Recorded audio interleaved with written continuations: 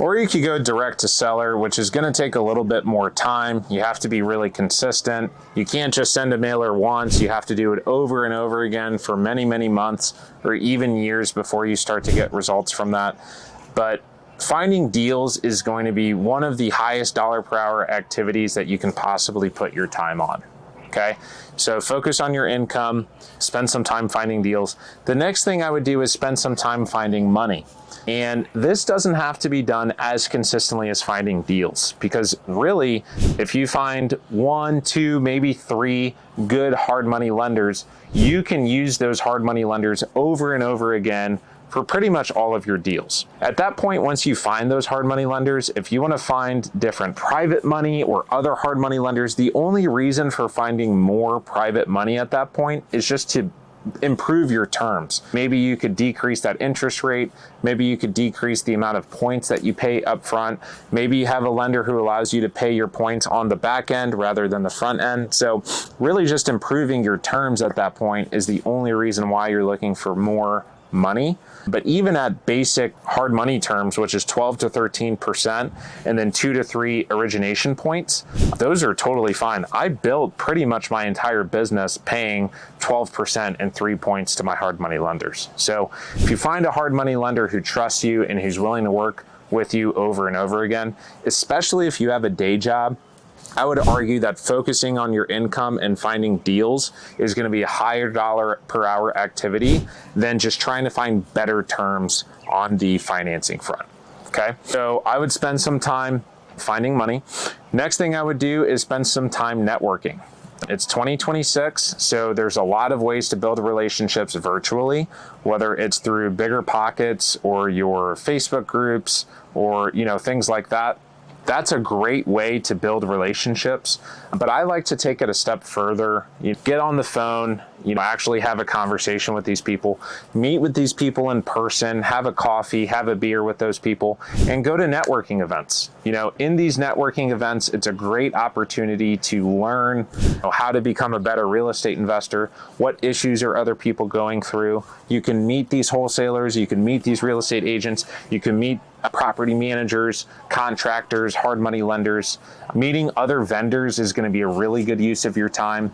So finding other electricians, plumbers, HVAC techs, handymen, all of these different trades that you can have a diversification of is really going to be helpful when you start doing your construction projects. So those are, if you're thinking about what a day in the life of an aspiring real estate investor or an investor with a full-time job should look like, in my opinion, those are going to be the best uses of your time. So focus on your income, finding deals, finding money, building relationships. Those are going to be really the best uses of your time. If I had to throw a fifth one in there, it would be improving systems and processes and refining your operations. So I'm a really big believer of keeping your construction and property management in-house. And so if there are things that you can do to lower your costs, increase efficiencies, maybe some hires that you have to make, things like that, that is going to be a great use of your time no matter what. And so when I was building to become financially free, all of my time was spent doing those things. So a day in the life for me was go to my engineering job. In my engineering job, most of my time was spent in real estate. I was not a very good employee, but I would go to my job and really just work on real estate for the majority of the day to try to build my portfolio, negotiating deals, probably arguing with contractors or property managers at the time.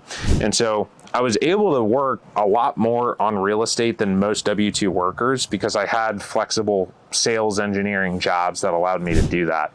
And so I would work real estate during the day. Then I would go to a serving job. I couldn't think of another way to make more money. Looking back, there are some things I could have done. I could have started my construction business sooner.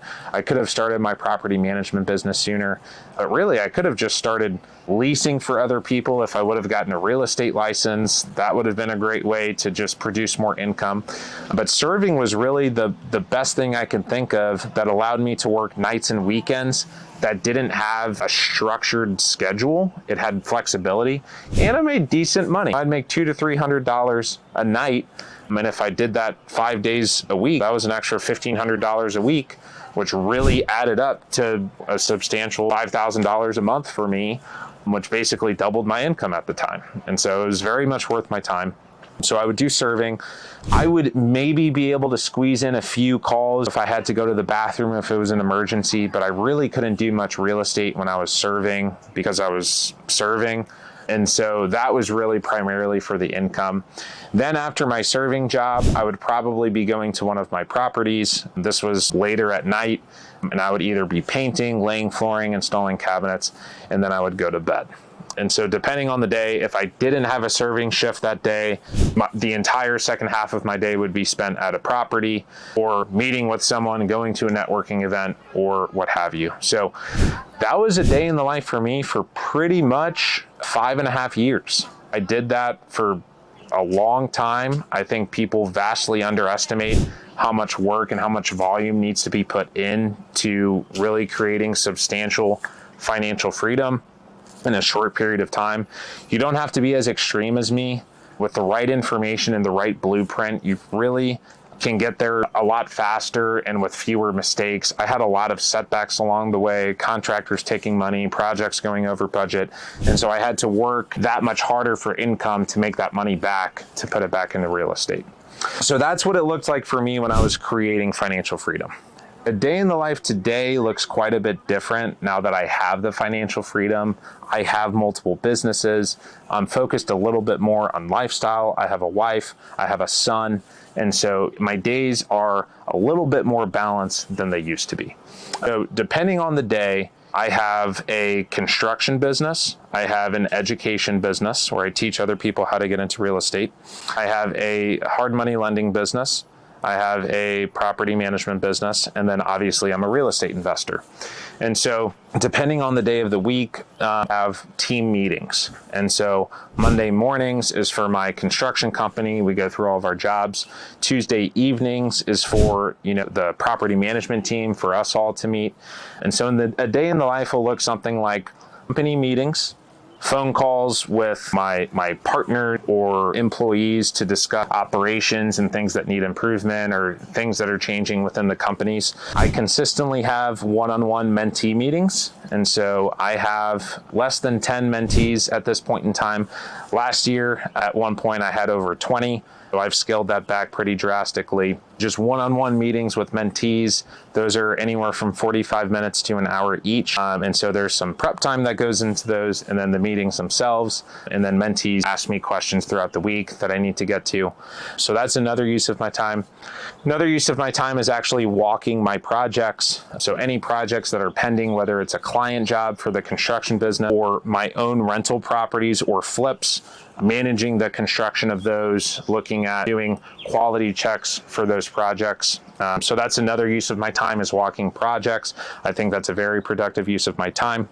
Another thing that I spend some time on is social media. So that's what I'm doing right now, producing content. I meet with my videographer once a week. I also do some videos on my own, my iPhone.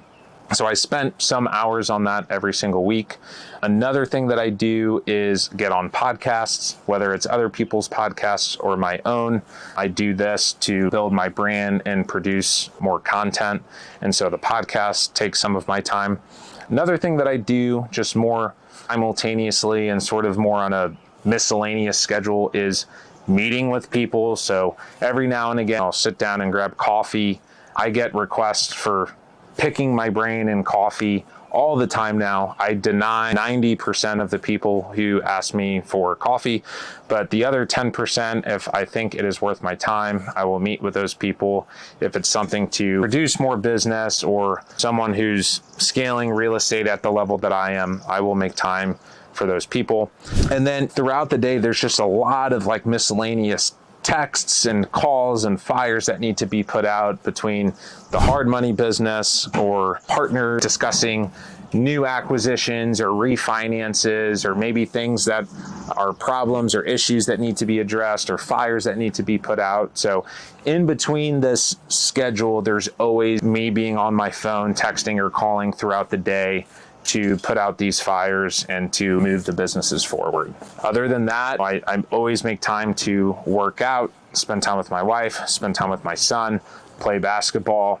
And then usually at around 7 o'clock to 8 o'clock at night, I am winding down. I am watching TV with my wife, or I'm playing video games, or I am just on my phone, or maybe I'm just outside, just trying to relax for the day and unwind. So that is the difference between day in the life back then was mostly doing stuff I didn't want to do to be able to progress my financial future. Whereas today, the vast majority of the things that I do are things that I sign up for, things that I want to do, things that progress my businesses. And then when I'm not working on my businesses, I'm doing things that I want. Basketball, working out, spending time with family, spending time with friends, etc. So I hope this was helpful. I always wondered what a day in the life looked like, what a day in the life should look like for me as an aspiring investor, and what a day in the life will look like once I created financial freedom. If you were wondering that as well, I hope that this video gave you some insight on that. So thank you for listening. Make sure you click the subscribe button and you follow me on YouTube, and we'll see you on the next video.